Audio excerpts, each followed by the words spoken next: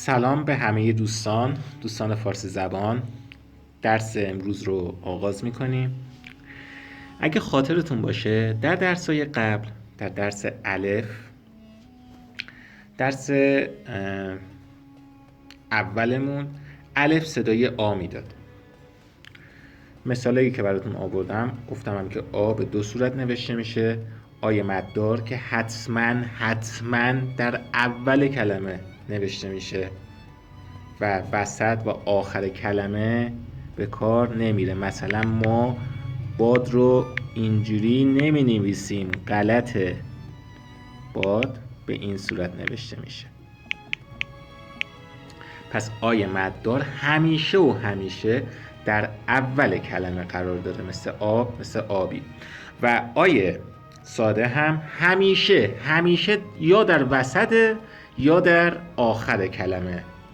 هیچ وقت آی ساده در اول کلمه صدای آ نداره. اینو همیشه در نظر داشته باشید، توجه بهش بکنید که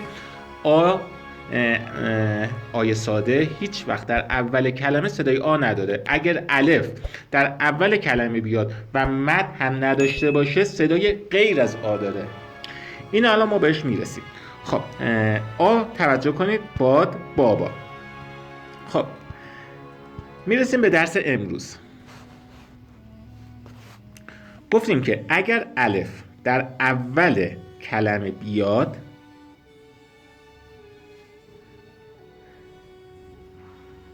اگه به صورت مددار باشه که صدای آ میده، مثل آب.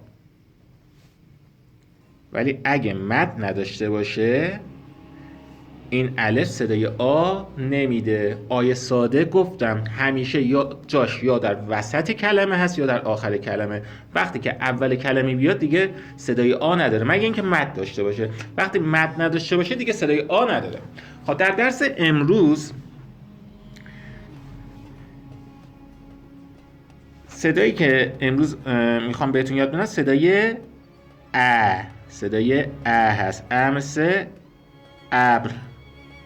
توجه کنید، آب رو با ابر رو ببینید. آب علامت مد داره ولی ابر علامت فتحه داره و صدای ام خونده میشه. توجه کنید.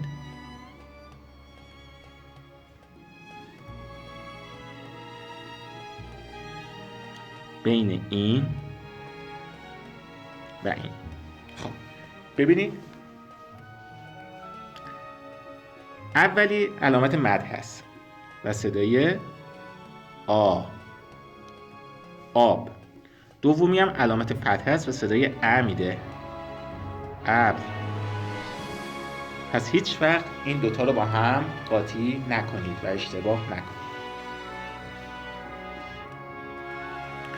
خب پس متوجه شدیم که بین مد و فتحه تفاوت هست.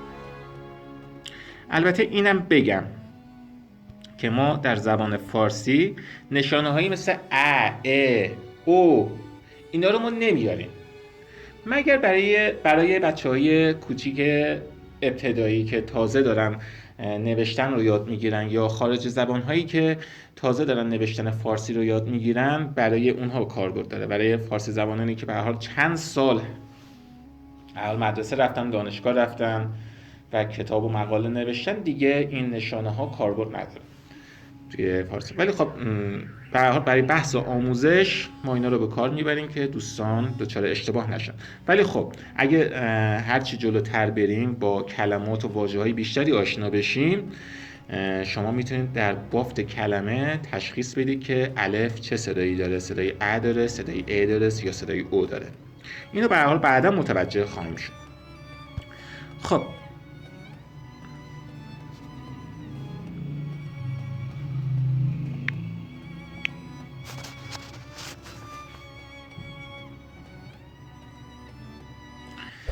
به درس امروز برسیم. گفتیم که الف اگر در اول کلمه باشه صدای غیر از آ داره و حرفی که امروز میخوام با هم دیگه یاد بگیریم حرف ا هست. حرف ا. خب ا به دو صورت نوشته میشه. ا اگر در اول کلمه بیاد حتما با الف میاد، به این صورت ا. و اگه بالای یک حرف مصوت یعنی حرفی که صدادار نباشه، مثل ب، مثل پ، مثل چ، مثل خ، اینا حرفای مصوته. حرفای صدادار هم مثل آ، ای، او، ا، اینا حرفای صدادار. اگر ا بالای حرف مصوتی قرار بگیرد به این صورت نوشته میشه. الان مثالاش هم براتون میزنم که براتون جا بیفته. خب در مثال اول ا در اول کلمه هست. ا مثل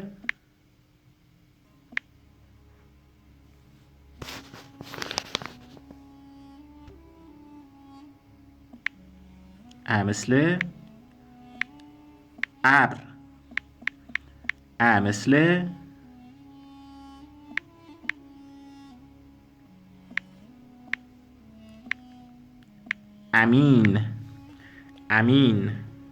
امین که لقب حضرت محمد هم هست، محمد امین، و اسم پسر هم هستش. خب ببینید این امین، اینو داشته باشید. این چی خونده میشه؟ آمین. مثلا میگیم که خدا انشالله شما رو حفظ کنه، شما میگی الهی آمین، الهی آمین. ببینید اینجا الف مد داره، صدای آ داره، صدای آ خونده میشه آمین، ولی اینجا خب فتحه داره و صدای ا خونده میشه امین. آمین. ابر. امین. آمین. پس علامت مد رو با علامت فتحه اشتباه نکنید. خب اگر بالای مصوت هم بیاد به این صورت خونده میشه. مثل ببینید اول ما مصوت رو می‌نویسیم مثل د که تو درس بعدی هم د رو آموزش میدیم. د بالاش عروم زده میشه در یا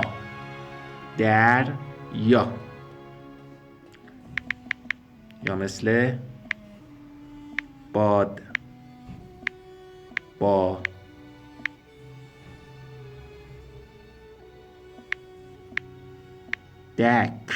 بادبادک هم میدونید چیه که ما بچه بودیم کاغذ درست میکردیم، یه شکلی هم براش درست میکردیم، نخ میبستیم، میرفتیم بالا پشت بوم و در هوای آزاد وقتی هم که مخصوصا باد بود با نخ پروازش میدادیم تو هوا. یادش بخیر. البته میدونم شما هم دارید همچین چیزی، ولی اینکه آیا بادبادک بهش میگید یا نه نمیدونم، ولی خب ما بهش بادبادک میگیم. دریا بادبادک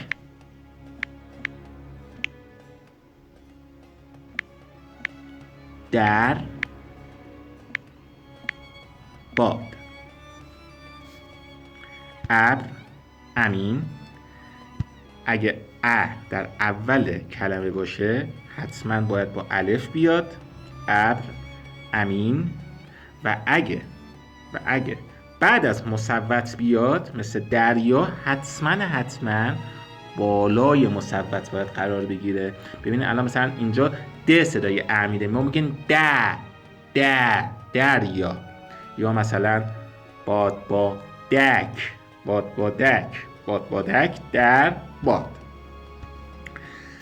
خب دوستان عزیز، درس امروز ما هم به پایان میرسه. امیدوارم که استفاده کافی از این درس برده باشید. باز هم مثل قبل خواهش میکنم که تمرین فراموش نشه، مخصوصا این صدای ا رو، نشانه ا رو با مد هیچ وقت اشتباه نگیرید، شکلاش که متفاوته. اینا رو حتما تمرین کنید که انشالله در آینده در پایان دوره بتونید هم روون بخونید و هم روون بنویسید. تا درس دیگه شما رو به خدای بزرگ میسپارم. خدا نگهدارتون.